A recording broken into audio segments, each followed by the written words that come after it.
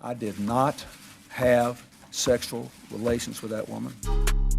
Yes or no? Did you ever take banned substances to enhance your cycling performance? Yes. I had no prior knowledge of the planned assault on Nancy Kerrigan. I am deeply sorry for my irresponsible and selfish behavior I engaged in. All right, here we are. Oops, the podcast. We're back with another episode. It's me, Francis Ellis, joined by Giulio Gallerati, as always. Yo, yo, yo. Nice to hear your voice. Nice to be piping our thoughts into the minds of all you wonderful listeners out there, whether you're driving or walking on a treadmill or meditating. I don't know what you guys do while you're listening to us. I'm actually kind of curious. Keep doing it. What it is. But best of luck to you and your venture. And hopefully we're a departure from your horrible, horrible week. From your horrible life. If you're just having a terrible week, we're going to try to take you out of it for a little bit here. Give us a little review also. Yeah, we'd like to hear Always helps. We want to see what you guys have to say, and also kind of just helps give us a little boost in the old algo. Spot on. Now, Giulio, guess who's not having a terrible week? I don't know who. Me. What did you think I was going to say? Like, you I don't thought I know. was just an open-ended person in the world? I was trying to come up with something clever, like somebody who clearly had a great week. Did you suspect that it was me? No.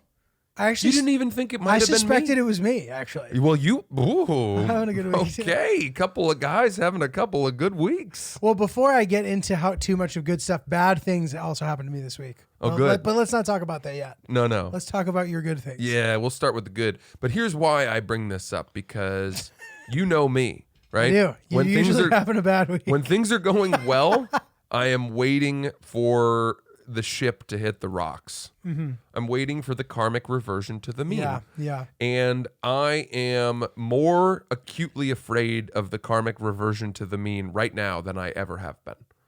Because so many good things are happening that it's ridiculous. So like what? Okay. So, all right, to start, I had a lot of, different places that owed me money. A lot of different checks that I was waiting on. Cash windfall? Yeah, and they all arrived on the same day. Just out of the blue, I opened up my mailbox and I had like 3 or 4 envelopes with checks in them. Dude, what is this fucking check union that is unionized to arrive at the same time? I know. And they were all late. Fuckers. And so I was worried and oh my God. Had to pay for our honeymoon down payment. I told you about this. Mm-hmm. And so what percentage of the total cost is it? A third. It's a big percentage. It's big. And the fact that there are 2/3 remaining means we're going to need another windfall of checks. Did you call? So is a down payment just more than a deposit? It seems like it is. Like a down payment on a house is usually a higher percentage. I would think so. A deposit is like not a big You're holding amount. your place in line. Yeah. And you don't care if you lose it, typically. It's not as bad, yeah. Okay.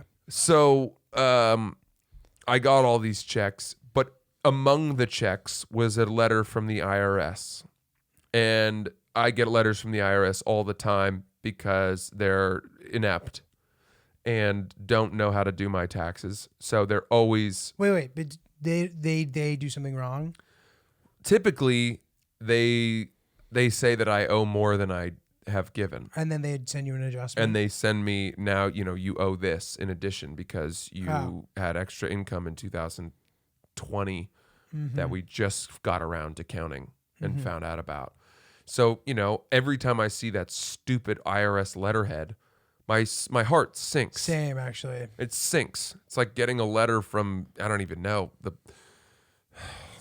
principal. Or if you're come to the office. If you're a golfer, getting a letter in your locker. What is that? At a country club, getting a letter in your locker is a sign that you've done something wrong. Really? Yep. That's how they reprimand you. Mr. Ellis, it has come to our attention that your shirt was untucked on the 12th tee box. Really? It depends on where you are, but that's sort of the nature. Or it could be like you brought a guest who was overly inebriated and made a mockery of himself. We try to maintain the integrity of the club. Please be mindful of this in the future. Maybe they'll even put you on probation or something like that. It doesn't happen to the country clubs I belong to because I don't get into the country clubs that have that level of strictness. Any country club that will have me probably doesn't even have letters. Okay. Anyway, the point is that I opened up the IRS letter and I'm reading through it, and it was a check to me. Oh, wow. They had overtaxed me. Oh. They had written me a check for $3,383. God. Good It's Lord. it's bank error in your favor. Collect $200. Oh It my is God. a Monopoly card. Dude, that is huge. It just I went from thinking, boy, here we go.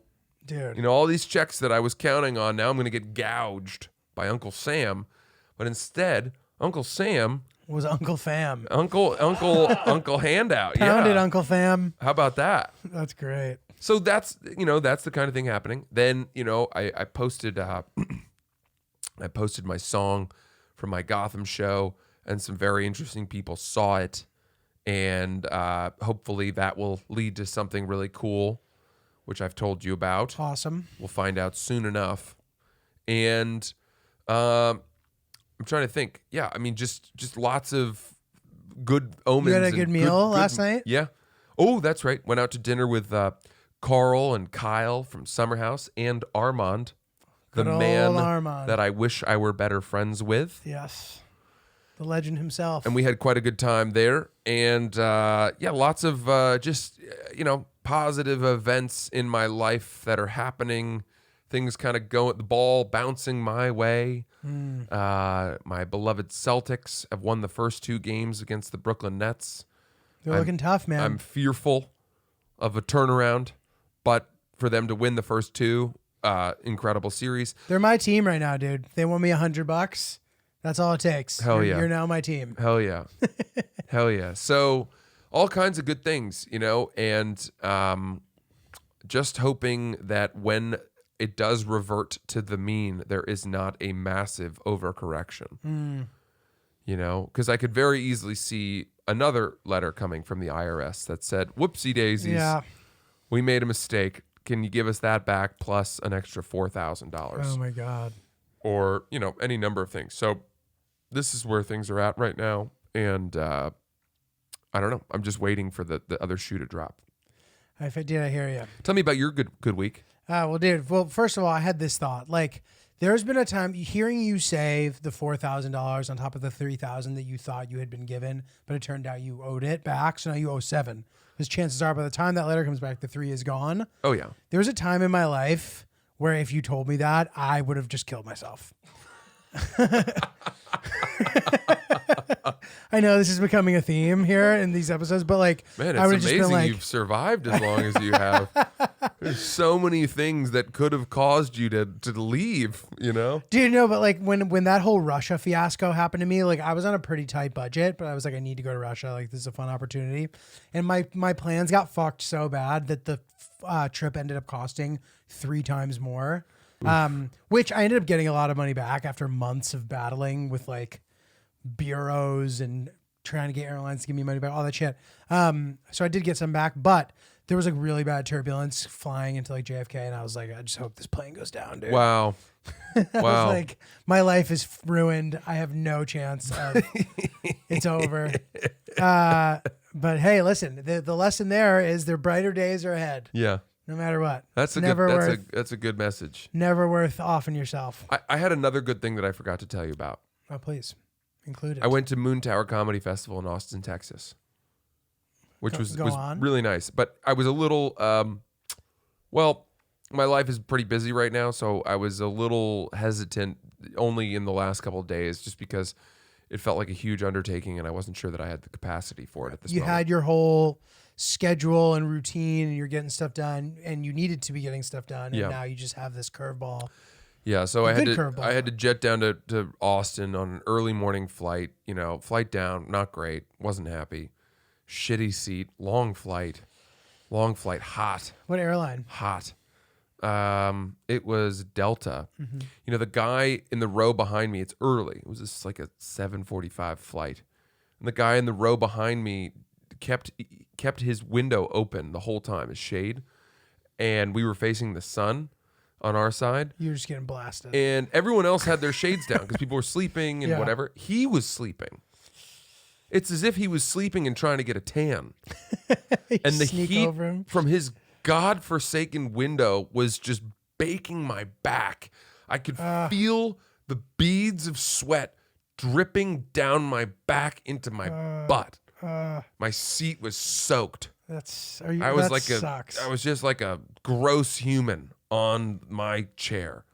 And I was mad at him.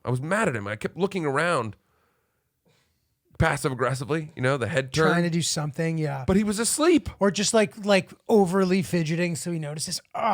Yeah. Like, what are you doing? Why are you sleeping in the sun, man? Do you know that you can fix that? You don't need brightness for sleep, man. What kind of psychopath? What are you, a fucking snail? Dude, I don't know what kind of animal likes to sleep otters on rocks? Maybe a seal. They like to sleep in the sun. yeah, they sure do. What are you, a solar panel? This solar panel, man. The point is, I got to Austin and I had free reign. The minute I got there, first of all, the hotel was really nice. Where was it? Downtown Austin. It was called the Thompson Hotel. Oh shit! I didn't know they had one of those. It was brand new. Nice. I must have been one of while we were there, they were having their grand opening. Oh wow, cool. And it was probably the nicest hotel that I've stayed in on the road as a comedian. Wow, So that was a huge treat. sick, dude. And then because I had so much time, I just got to explore the city of Austin, and I went to some really nice restaurants by myself. Now, Fun music to my ears. I got some recommendations from friends I know who had lived in Austin for a long time, and I went to a different restaurant on their list each night. And the first night, I went to a restaurant called Suerte, which is really nice Mexican food. And I sat at the bar, which I like to do, Interesting. because even if you're eating alone, you're kind of in the mix. Right. You feel less lonely. I'm sitting there and I'm thinking, I just want to interact with the bartender, eat my food, focus, have a peaceful, quick meal, get out of here. I'm eating How does interact with the bartender the number one? You mean just like if I need any companionship, it will be the bartender. No, it's funny because like the way that the tone with what you just said, it's like I was just trying to eat and get out of there. But somehow number one on the list was interact with the bartender. Yeah, I like that will be my companionship. Yeah. They are there. They're coming back to you. How's that drink? Good. How long you guys been open? Just those little things. Man, That's a lot enough. of stuff happening here, huh? That's enough conversation. Oh, yeah. Or the bartender is usually the one who'll be like, you should get this, and you get it, and then he'll come over and be like, how is it? Be like, right? And yes, he's the right, Right. and you're like, these are sick. I had the Wagyu tacos. Out of this world, right? Yeah, and As he's he like polishes mixing the the drink. Yeah, counter. he's doing something else Yeah. while Oh, yeah, like, while affirming his suggestion to you. The waiter has to just come in and say, "How's your food?" yeah, be like, yeah, the men are talking. The bartender can be more broy, can be more familiar. Yeah. Yeah. Yeah. Something a little suave about this guy had like a nose piercing. I liked it. I don't Nice. even know why.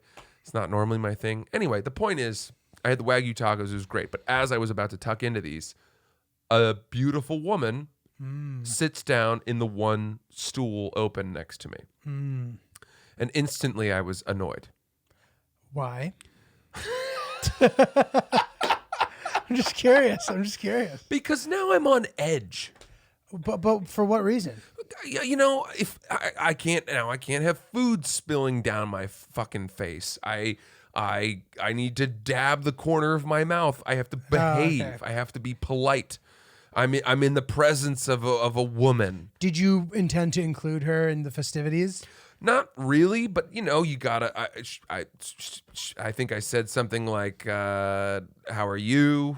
What are you? Ooh, she ordered the Wagyu tacos as well, and I was like, "Good choice." Good choice. Just these little asides to be nice and warm, and then we, of course, we started talking a little bit, and now it's like we're on this fake date where I'm like, I want to tell her I'm engaged just so that we can relax.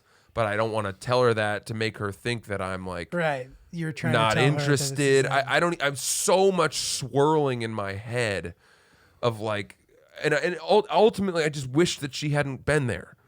You know, I kind of had that incel feel of like, oh, this Yeah. woman ruined my night. For a second, I thought that like, was it a crowded place? Yeah. Okay. And you know, there was only one stool left. Got it. And everyone else was in groups. So the odds of, in my experience, you know, you don't see pretty women eating alone that often. I don't mean to be Right. controversial. It feels like to me, it seemed like there was an empty bar and she sat next to you and she was a prostitute. Was my initial thought. She wasn't though. She was in town, like, you know, visiting her college friends or something. She was a reporter for like, she's written for the New York Times. Pretty interesting woman. I had a nice time speaking with her. You know, whatever. Sounds like you guys got to know each Yeah, other. and said goodbye. It was totally fine. The next night, I went to a different restaurant, a place called Uchiko, and it's like you know, sushi, but really good sushi, as well as like Japanese food. Japanese fare. And I was sitting at the sushi counter. Place was packed. One empty seat to my left, and I think, oh, thank God. Surely, no one is going to occupy that, and if someone does, it's not going to be. Did you have to reserve the bar in both of these places? Or No, I showed just up? walked in. Got it. When you're one person dining, one of the great benefits of it is that you can go anywhere. Anywhere, yeah, Even the hottest restaurant in town Totally. has room for one. totally. At a bar, at whatever, you know, eat in the broom closet, whatever it is. Mm. I sit down, I'm there 5 minutes. An angel walks in, sits down next to me. This tall, like, you know, model looking black woman with an amazing hair. And I say that because it's like in her Instagram profile, it's like a joke that's like, Her hair is amazing. I know you love my hair. I love it too. Got it. And we had 2 people come up to us throughout the meal and say, I just have to tell you, I love your hair. And they said it to her, and then they apologized to me. They were like, I'm sorry. I know you guys are whatever. And I'm like, nice. no, we're not dating, you know, but her Yeah. hair is great. Yeah. You know, and again, now, fortunately, this one, we got right out of the gate that we were both in committed, serious relationships. Fun. Which made the whole thing more relaxing. Fun. And I actually had a really nice, friendly conversation with her, and she was cool. And, you know, that was great. But again, it was this thing of like, what the fuck? Where are these people coming from? Is God just throwing down these sirens? These gorgeous thunderbolts. Temptresses? You know, not that I'm Yeah, tempted or anything. seriously. I'm fine. It's just like, I'd rather just eat in peace. You know, give me the overweight insurance salesman.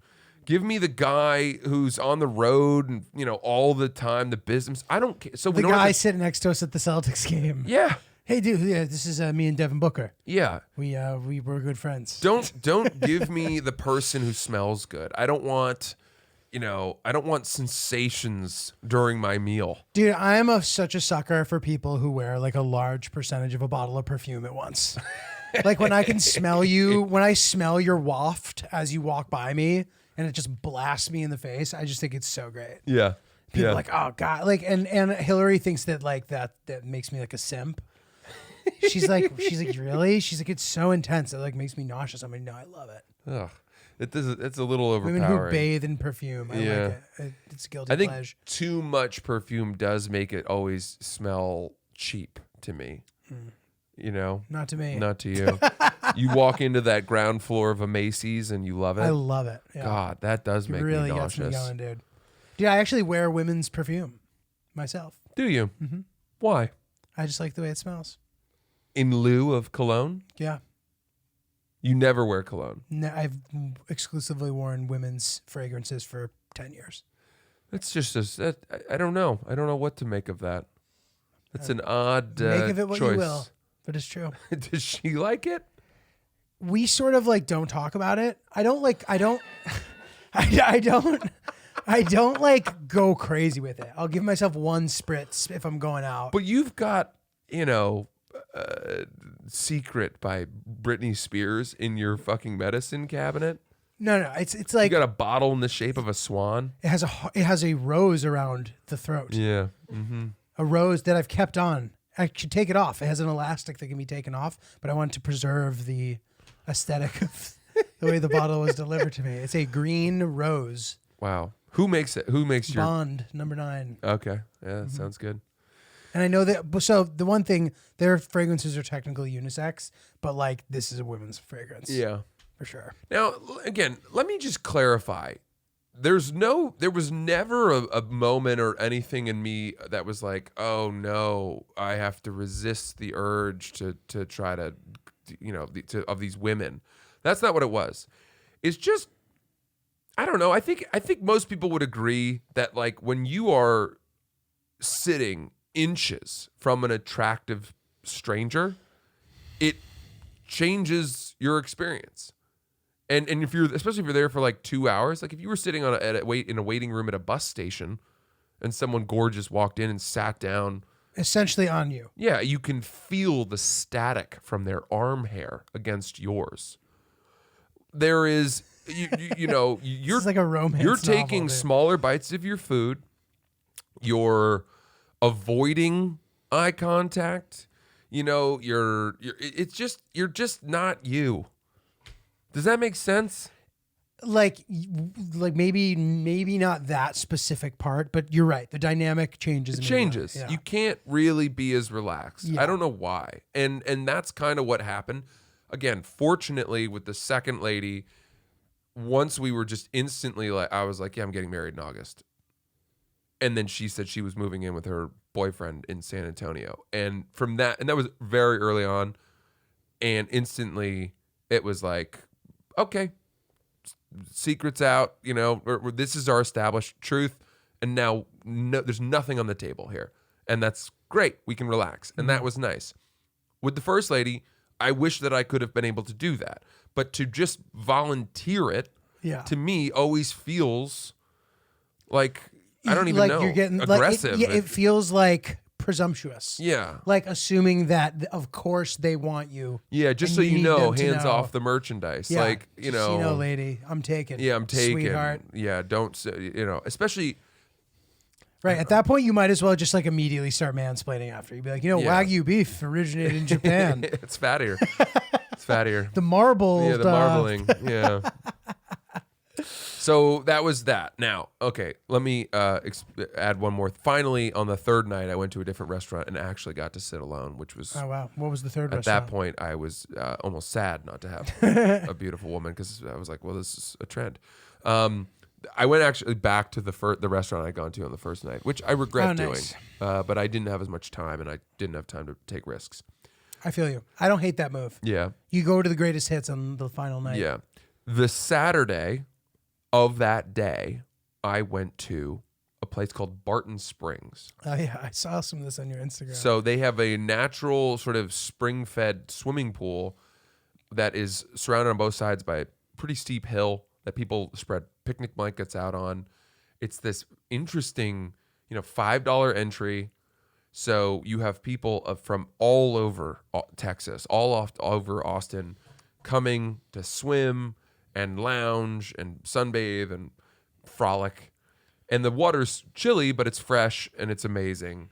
And the place is packed. Mm-hmm. And it's like, you can be topless. So there's Really? like topless women People there. are topless and Telling you, dude. topless in Texas. It's this bohemian That could be a name of something. kind of, like weird enclave that just attracts all kinds of different people and is cool. And it feels like a swimming hole from the 1960s.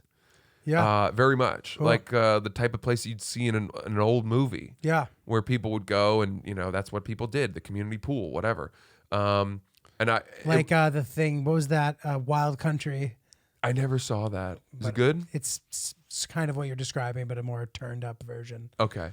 Culty. It was awesome. Now, 5 minutes after I arrive, I see the entire opposite hillside stand up and sort of I don't know, an anxious hum starts to lift. I think there's a fist fight breaking out. I was going to And say a shooting. Yeah, well, I thought there was a fist fight. Everyone's like craning their necks and standing up and alerted. And I'm thinking, like someone's fighting. That's bad. Hero fantasy immediately. It was 2 geese had waddled down the hill, jumped into the pool, and were now attacking swimmers. Dude, that was so crazy. And this was happening, and it was happening a lot for over the next half hour. Because this pool is really long, and so you have people, especially like older people, swimming really long, slow lengths from one end to the other. I'm talking like it's like a 200-yard long pool, and so they don't see the geese are in one end of the pool, and so the swimmers at the other end. They looked like swans. They were geese. They did look like swans, but they were geese. Dude, it's hard to punch a goose in the face too. It's such a little head. Yeah, it's like, and you end up like wrapping around its thing, and it, you know what I mean? It can like disarm you, and like it's hard to get to its body because it has such long reach. Agreed. I wouldn't know. It's not a fair fight, dude. How to fight a goose. And you're like wading in the water too while you're trying to punch this goose in the face. And you couldn't even wade because it was too deep. Dude. So you had no footing, and of course they've got webbed feet, so they have the advantage there. They're fucking swimming circles around you. Yeah, and it was a male goose and his wife, I guess, and dude, it was scary. The woman goose did nothing. She was just like clearly egging her husband on and being like, "Show me that you care about me," and he would just attack everybody. He was such a toxic male, like such a fucking, I picture like a tatted up Jersey Shore guy being like, "You looking at my girl, bro?" Break the fucking yeah, starts just fighting Happy everybody. Gilmore. It's like, do you really enjoy that night out? That wasn't fun, and you're supposed to be just like slowly paddling around, maybe dipping your beak in and throwing a little water on your back feathers, whatever. That was not their mission at all. They thought they needed to. Did they have babies nearby or something? No, just the They were two just of them, angry geese. young, dating, probably couple, like still figuring out, what they are, and he wants to just like fucking peacock for her. Dude, I was watching your video and it went from like being pretty funny to just like I was like scared. Yeah, it was scary. The male goose, once he would hunt someone down, belligerent. He wouldn't let go. Yeah, and he would ride their back and claw their back and then peck at their head and kind of like ride them. And nobody wanted to like full blown take the goose. What I felt like what I would have done, I would have been so mad, is that I would have just taken the goose and just pushed it under the water and drowned it. Okay. But people were just like, get off of me, get off of me. And I went up and talked to a guy who'd gotten attacked, and I was like, did that hurt? He was like, no, it wasn't that bad. But he had scratches all over his back. Dude. Like they'd had, very passionate sex. That's funny when you said rabid geese. Yeah. Well, they're rabid geese. You're not going to believe where this story goes. Oh, I'm sure I do not. So these geese are attacking. I'm filming it. I'm trying to make a funny video, whatever. I film it. And I'm like, these geese are attacking these people, these rabid geese. And yesterday, the local Fox News affiliate station in Austin, Texas, emailed me and said that they were doing a segment on the geese attacking geese. swimmers at Barton Springs. Oh my They'd God. seen my video on Twitter. They wanted to use it and interview me. What? The good week continues. So I got interviewed for In Texas? on Zoom. Oh They my were. God. I wish I'd still been there. Oh my God. And dude. maybe what we should do right now is run the audio from that oh my tape, God, from that dude. interview. Francis Ellis's Austin trip quickly ran afoul, to say the least. People talk about cats being sort of the pawns of the devil. I think it's geese. He captured this footage of a goose attacking a swimmer Saturday afternoon at Barton Springs. Everyone was telling me, go check out Barton Springs. It's a beautiful local swimming pool, and it's a fixture in this area. And I was excited to go until the geese started attacking people left and right. A lifeguard later intervened to make sure both swimmers were safe. Ellis says the attacks didn't stop there. During his time, he saw several others being attacked by the geese. I asked the lifeguard at Barton Springs, why don't you guys take care of this problem? And he said, because this is federally protected land, we're not allowed to do anything to the geese. They've kind of staked out this pool as their territory. Alex Levinsky works as a lifeguard at the pool. Technically, once they show up here, the pool's there since it's a federal habitat. Like, humans are only allowed to come in because we have an agreement with the federal government that as long as the little manders aren't harmed, we can swim here. He says these particular geese are new to the scene, and they're certainly making a splash. We've only had a handful of rescues to prevent any submergent injuries from the scuffles. The geese were kind of, they'll follow some people. Because of certain movements swimmers make, either being too passive or not aggressive enough, the geese will kind of target them. He wants to remind all visitors that Barton Springs Pool is a natural habitat for wild animals, and people should expect things like this to happen from time to time. We say that insult, oh, you silly goose. I don't think we should use that anymore. We might have to retire that, because these geese were not silly at all. They had a mission and they were evil. Dude, that's ridiculous. So this preposterous. This, I'm saying they chose the 10% of what I said that was the most vanilla. Because in this interview, I was saying the most insane shit, and I'm trying to get them to send me the file of like the full interview, and hopefully we can cut it up and add some of those sound bites.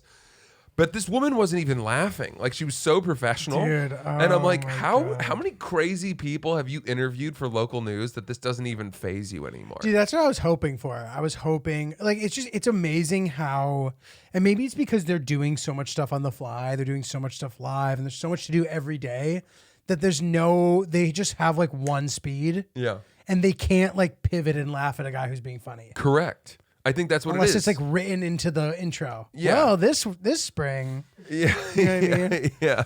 Dude. So that happened, and that was very fun. Are you posting that on your? I will. Dude, yeah, I will post excellent. it, but I want to try to get some of the meatier, fun bits from the interview, zingaroos. to kind of incorporate those as well.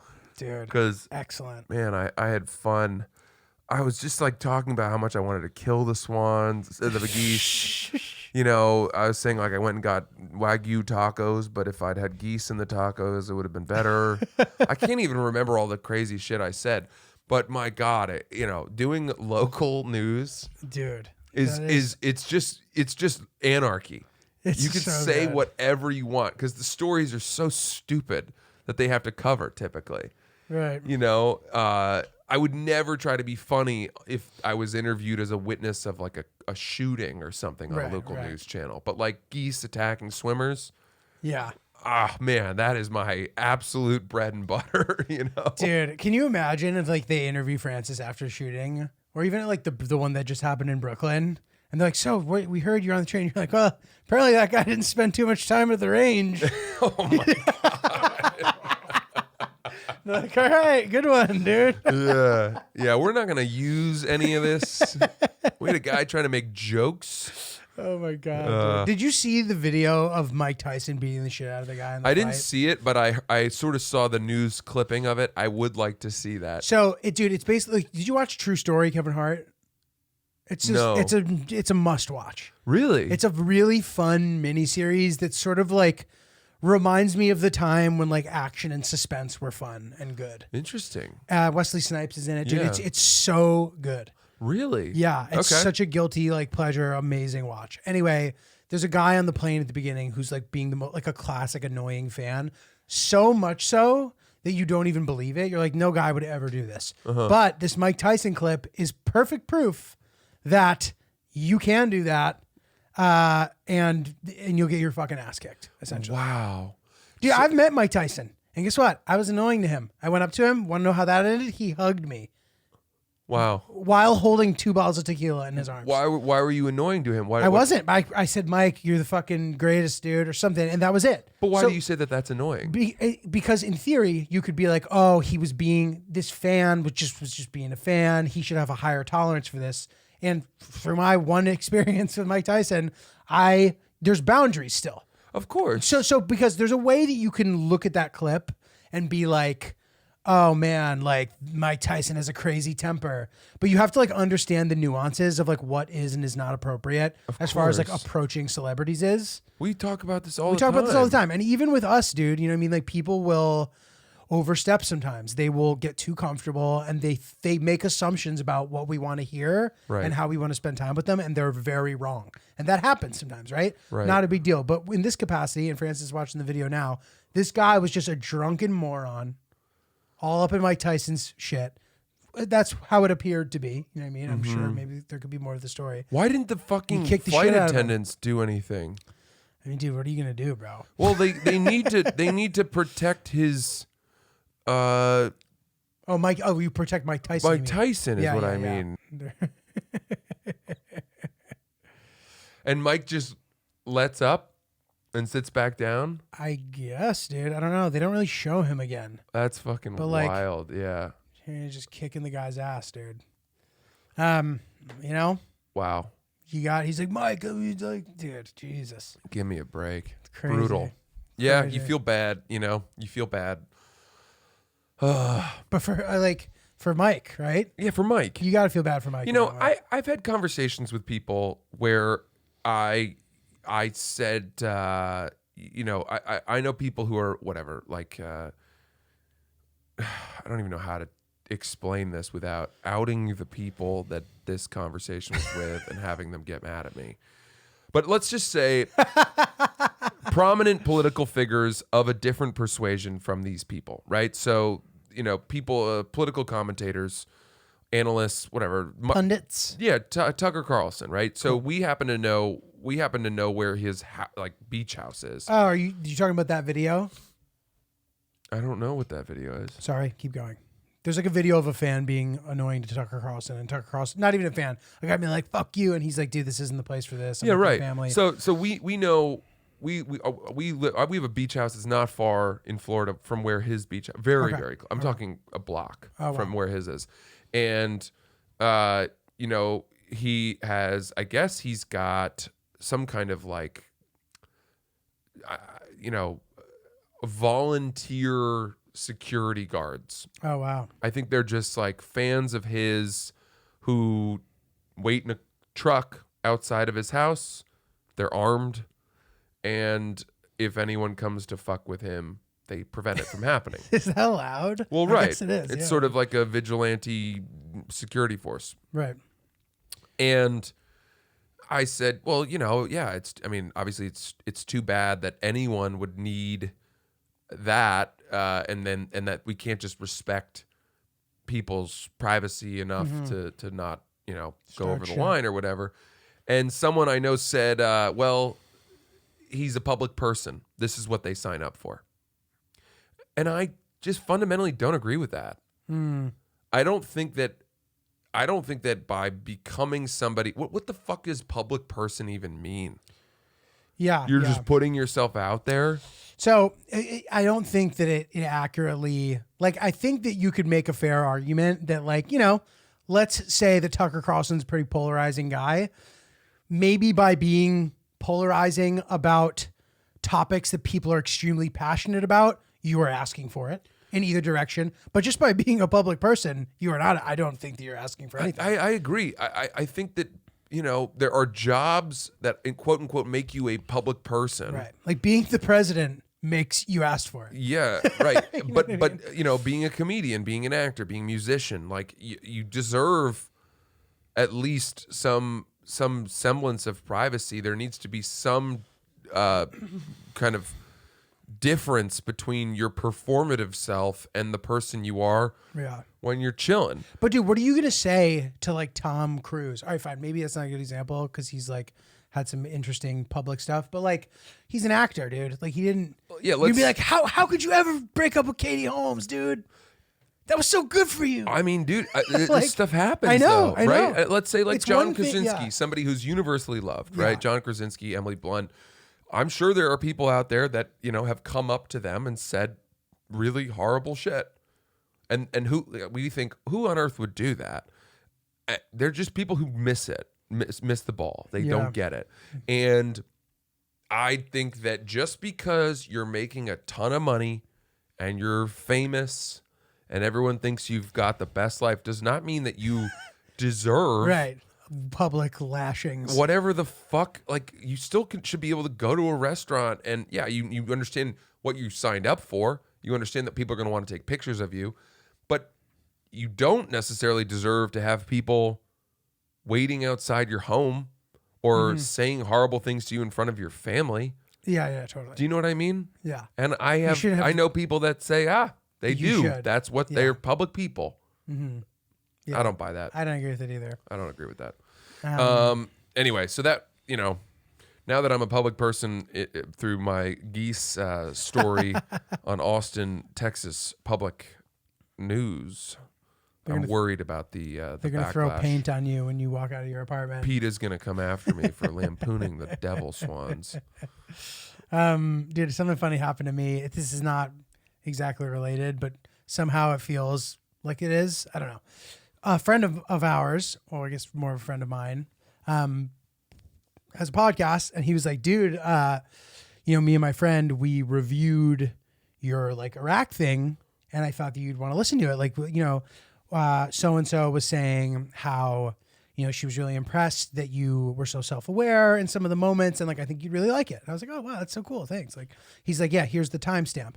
So I go and listen to the episode, and he's like, yeah, dude, like, so you know what I'm talking about now. It's fine. It's not a secret. I don't know that Danny. Oh, okay. So, and he's like, yeah, Julia was like Iraq thing, dude.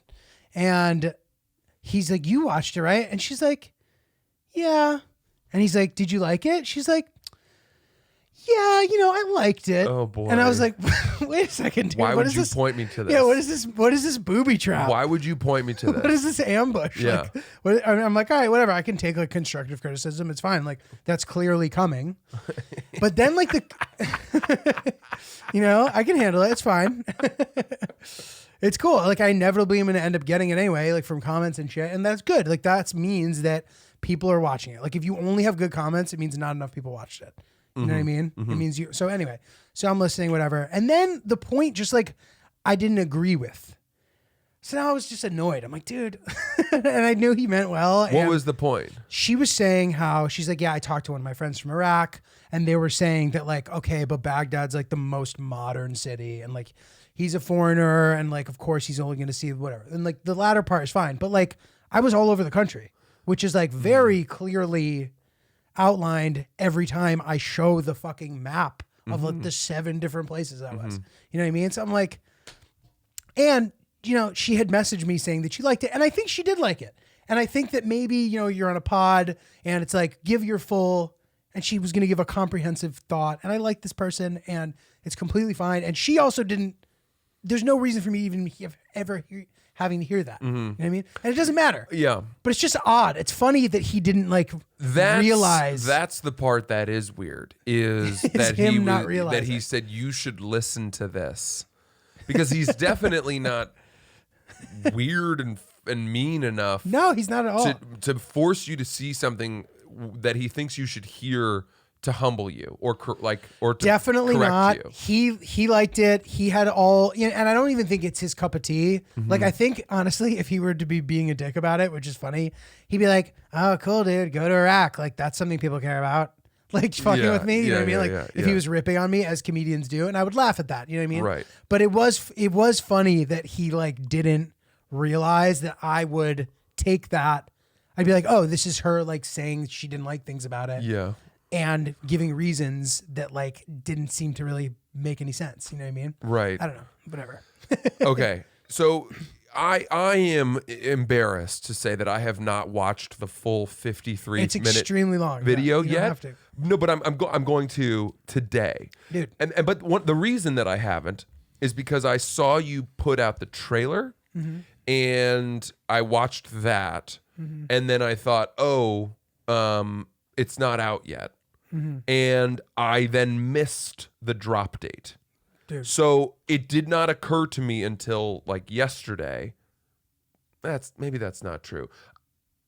I didn't become. It's not as if I've been waiting, dude, since it came out. Yeah. I only recently became fully aware that it is out in its entirety. I'm going to watch it, and I'm going to be excited and impressed. I appreciate it. And I don't want you guys to think that I can't handle feedback. Like, people have made really good points about things that they wish that I had done, or things that I wish they, or like just good points about the mission itself and the issue, the holes in it. All those things are completely fine. That's great. I'm happy people are talking about it. I just find it funny that like, if I was like, hey dude, like you should listen to this thing, I would never tell you to listen to a thing if people were criticizing it. Me neither. It's just like, it's just a weird thing to do. It is odd. That is odd. And I think that maybe I'm being overly sensitive, but I just thought it No, was funny. I don't think you are. And look, it's hard sometimes, I think, for people out there to understand. People hear us talk like this, and I'm sure people just assume, oh, you guys have thin skin. It's not that. It's not so much that. Well, actually, we do. Dude, I think I would argue that I think that I have thick skin. Really? And I don't know, I can't speak for you two, but like I do honestly think that I get a lot of like very mean, rude DMs, and they just don't affect me at all. Yeah, but those might not. But then for me, okay. This is what I was to say. I don't think that having thin skin or being ultra sensitive is the right way to characterize it. To me, it's that I'm proud of what I've done, of things that I've worked really hard on. I am like anyone who works hard on something, whether if you're a builder and you spend days and weeks with your hands building a house that you're proud of, or a musician who composes something, whatever it is, a great chef, it's your work, it's who you are, it's a massive part of your identity. And so people who just trash it lazily. Right. I know when I've put out something that's bad. Okay? And or it wasn't my best work, and if that gets trashed, I'm with you. I've had those thoughts myself. I'm not mad at you for saying it. Maybe I had to put the thing out for some reason, and it is what it is. We're in the same mindset. But if you put something out that you worked really hard on, that you is good, and you trust as it's good, and the majority of people are saying it's good, and then there's that one person who just can't help themselves. They are a negative person. They're going to react negatively because the internet rewards negative opinions for whatever reason more than anything else. I hate those people. I hate them. Ryan's running my TikTok account. We posted a joke for my Gotham show. I made the cardinal mistake of just opening it up and seeing, I really try not to do this, but just seeing the top comment, which was, swing and a miss, something like, oof, swing and a miss or something. And I find that so lazy. Like I wanted to talk to that person in life because they wouldn't have said it to my face. It's a cowardly, lazy thing to do. I don't know why.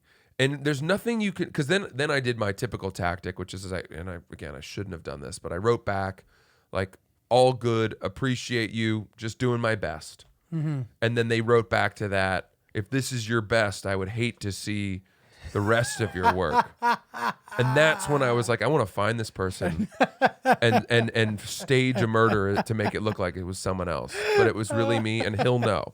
He'll know it was me, but he'll know as he's dying that no one else. Looking into your mediocre eyes. Yeah, that no one else will ever know it was me. That I'll get off the hook for it. He will know that I'm going to get off the hook for it as the life seeps from his organs. Oh, man, that's amazing. I like it. Some very slow, protracted, carefully thought out murder where I get the credit to him, but he knows that no consequence will befall me. That was what I envisioned in that moment. Oh, dude, it's great. Makes your blood boil. But dude, listen, if somebody were to be like, oh, some certain things, I don't know. You know what I mean? Like both things that I agree with and things that I didn't notice. I'm completely fine with people saying what they thought about stuff. But like to your point, it's nice when it's like makes sense at least. Yeah. Yeah. Right. Someone wrote on the song I did, this isn't bad, but Bo Burnham was funnier when he was 15. And to that I would say, Bo Burnham is the best musical comedian of all time. I'm not coming for him. I'm happy to be spoken of in the same breath as he is. It's like saying, you post a video of yourself playing basketball and someone saying Michael Jordan was better than this when he was 15. Well, I would hope so. sure. And people saying he's just copying Bo Burnham. Sure I am. I worship Bo Burnham. Have you seen his work? It's groundbreaking. It's remarkable. Kobe Bryant copied Michael Jordan. They had the same moves. He admits to that. I should be so lucky as to follow in some measure the footsteps of this brilliant artist that I so admire. If you want to say I'm ripping him off or that I'm not as good as he is, I agree. I don't know what else to tell you. I'm doing my best. Yeah, that's fair. Not trying to compete with Bo Burnham. I'm trying to make a living. I'm happy if I don't end up surpassing the person that made me think doing musical comedy in the first place was a feasible thing or a respectful thing. Does that make sense? Yeah, Yep. totally, dude. All right, let's do an email here. Email. This is funny, actually, because this is actually the perfect email for this episode because of what you were just talking about. And sort of like, you just prefer that you couldn't feel the arm hair of beautiful women. Right. When it's not your fiance. Yeah, I don't want them near me. You would simply prefer that. Yep. So let's stir the pot a little bit here. Mm-hmm. Ooh. This one's called Help. Francis is the man of my dreams. Literally. Uh-oh. And it's interfering with my conscious dating. What the fuck? Subject. Uh-oh. Help. Francis is the man of my dreams. Blah, blah, blah. Okay. Hey, Oops team. I've been following your work since the beginning, and I've admired you guys all the while. So much so that after multiple weeks of nightmares, one of the four of you appeared in a very intimate dream of mine. Insert bets and guesses. I have had very vivid dreams and nightmares almost daily since I was a kid. And as much as I wish I could have changed some key aspects of this dream, the below is true. Oh, no. The dream. Oh, no. It's a beautiful day in the late summer, and none other than the Francis and I take a train ride. We're sitting atop a train car. I do love trains. Winding through a landscape of rolling green hills, around mountains, an occasional cluster of trees. We take this, quote, uber convenient train, restaurant hopping, all the while chatting and brainstorming a themed party to host together. Mm-hmm. We run party supply errands, prep the party in step, then start receiving guests for this sunny afternoon train station rooftop soiree. It's all the warmest of smiles as new and old friends gel in that perfect party mix. I didn't see the theme of the party we settled on, but knowing us, it was great. Yes, by the end of the day, Francis and I started feeling like an us. After the last of our guests leave, Francis and I are sitting next to each other on the roof of the train as the sun is setting over a nearby hill. We bathed in the golden hour sparkle, Francis' hair glowing in the rays. It's just like romance novel. Our excited conversation of recapping how great, dude, this is hilarious. Like, you're right. This is something that like a woman sits in the bathtub drinking a glass of wine, touching herself underneath to this story, dude. You know, like woman porn. Yeah, right. Erotica, yeah. Our excited conversation of recapping how great the party was pauses, and we look at each other. I feel a welling urge to lean toward the sun and kiss Francis, but I stop myself out of deference for Sierra. Wow. Though I have the sense he feels the desire to kiss too. Jesus, dude. We sigh and laugh and squint at the sun. I feel so warm and seen by such an incredible day, connecting with someone I respect and care about so much. That looks right back at me with a directness, the feeling of being known. But then I start to realize it's not a train I'm on, but my 36th floor bed. And it's not a sunset, but sunrise. And I'm not dating a warm and full person I feel enveloped by happiness and fun with, but a New York City tech guy that's not making the plans he says he will. Engages only for a few hours between gaps of time. Excitedly answers every call and text, but so rarely initiates. And does not share my affinity for themed parties. And within 5 seconds of waking up, I knew I should be with someone that makes me feel like my dream boyfriend Francis makes me feel. Light and bright while heavy with happiness and deep conversation. That late summer sunset feeling all day. So, Julio and my dearest Francis, after this unintentional oops dream, how on earth do I keep dating my current and other lackluster New York men? I'm 29, fit, witty. I've got that ovulating right now glow. How can I go on my 127th first date with an only partially packaged guy that leaves me only fractionally as excited about my life would be with my dream boyfriend, Francis. Francis, darling, do you have any brothers or cousins or doppelgangers I should know about? All right. Should we stop it here? Is that it? No, there's more. But hold on. This is pretty good. The rest of this is pretty good. We should keep going.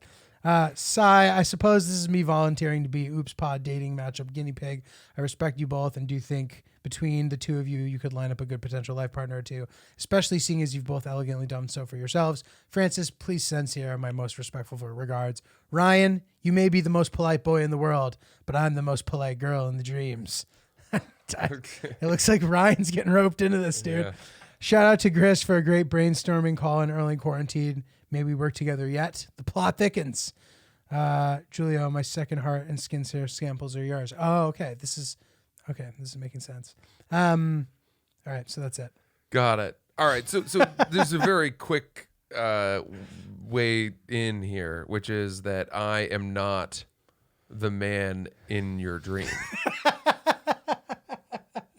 If you and I were to date, you would find that I had so many shortcomings, that I had so much more in common probably with that tech guy who doesn't follow through on plans and falls short in so many ways. I have had so many women in my life just be so disappointed in who I was to them, or the way that I turned out. And Sierra and I don't ride around on Uber trains with theme parties and the sun setting on top of riding on top of the train. I think like we're in Kathmandu or something, like in India, where they just Orient Express, hop trains.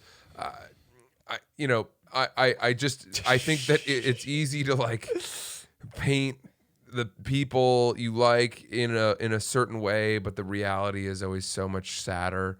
And I don't know that there is a guy like that. There may be somebody who is closer than the guy you're currently dating, but I think the key to healthy and long relationships is accepting reality. Accepting it and lowering your standards. Take Francis down from that pedestal, aka the top of that train you've placed him on. Yeah, exactly. Like for every that we might do that once a year. We might take a train ride once a year together and look at the sunset, and the rest of that year is going to be 364 days of me not putting my clothes away, of me, being sullen at times where you're happy, and why aren't our moods matching up? Complaining about like the fact that I don't make more money and that you make more than me. So why aren't we, splitting the rent in more of a even split based on our incomes? Like, why are we, all these things? There's just so many fights that you're not dreaming about, that we would have. And I'm not saying that Sierra and I have this. I think Sierra and I have found this incredible acceptance, where she is just so accepting of me and all of my issues and takes the good with the bad. But we know what we have, and it's, there's a truth and a comfort in that not needing to pretend like you're some best version of yourself all the time. So that's kind of what I would say. That's a very roundabout answer, but I don't know. Your thoughts? I mean, hey man, I loved all of that. Yeah, I suck a lot more than you think, really, is the short of it. Dude, I love it. I love it. I'm just not that sick. No, it's great though, dude. It makes me really happy that people are sitting there sort of longing for you. It excites me. It's fun. Yeah, dude, I love it. Who knows, man? Yeah, I don't know. Ryan, your thoughts? My first thought, I was nervous that it was written by the guy that took your wallet. Yeah, right. Yeah. I don't think that's the case. Yeah. Oh my God, dude. Yeah. Unbelievable. Well, dude, it's funny. On the next episode, I have a great story about a magical night that I had with your girlfriend. Yeah, there we slash go. Fiance. Yeah. We went on our second date. Your second date. And it was great. And I also have a wallet story. And I'm excited to share both of Oh. those, but you'll catch them on the next episode of Oops the Podcast. You know where to find us. This weekend I'm at Netflix's Joke Festival. Friday Huge. night, Fonda Theater, taping for Netflix. Super psyched. Have some more dates coming up down the pipeline too that I will be sharing soon. Francis, what do you got going on? We send Julio off with our warmest of best wishes, and very proud of him and what he's about to take on, which is a really cool moment in his career. I'll be in Boston. Actually, I'm in Seattle, May 6th to the 8th.